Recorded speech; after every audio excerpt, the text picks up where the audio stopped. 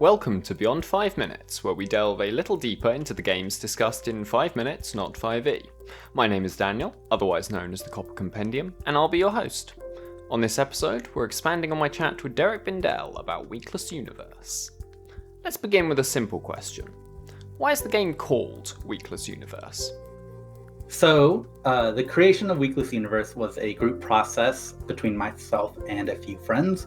We toyed around with a couple different ideas for names, the first one being Maximum Lore Drive, which we didn't end up going with for obvious reasons. But I still have a joke game cover based off of that, inspired by the Evangelion title cards. Rat with Scar, one of the other designers, she suggested Weakless Universe, based off of the physics thought experiment about a universe that lacked the weak nuclear force, one of the 5 fundamental forces of the universe. Something that would radically change everything we know. It sort of stuck after that. We all liked how elegant and esoteric it sounded. Definitely something that could come up in one of the games played. I loved the examples you give on the itch.io page for the game. They read like mad-lib answers. For example, the position of cutlery was created in response to the tragic failures of the respectful small talk. Do those come from actual play? Yes, all the examples provided come from actual games played during the playtesting. That particular instance came from a game where the naming theme for the board was all dinner table items and manners.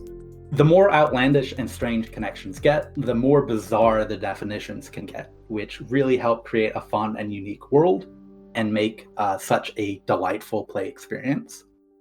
What drew you to the gameplay structure? So I personally had been wanting to design a game where the players construct some sort of string board style conspiracy for quite some time, but I'd been lacking a real hook or mechanical framework. Then, my tabletop group and I watched all the Evangelion rebuild movies back to back shortly after the 4th and final film came out. For those who don't know, the rebuild movies go even harder on the nonsensical or out-of-pocket terminology than the original show did.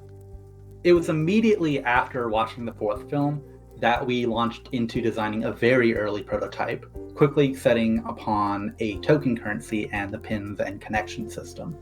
The idea behind the tokens came very quickly as a means of limiting the scope of the maps that players would build, but we had to test quite a bit to figure out what a good number is.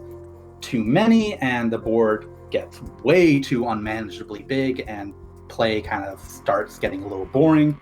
But too few, and the boards don't get enough stuff on them to make it interesting or get those really weird definitions.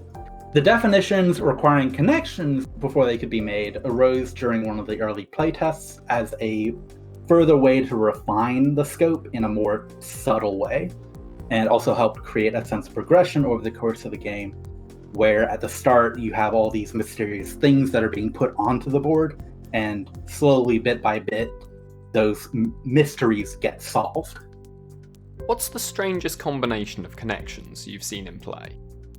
The strangest connection, and one of my personal favorites, was the connection between elderly grandmothers and vampires during one playtest, where one of us declared, when an elderly grandmother dies, their body decomposes into multiple vampires.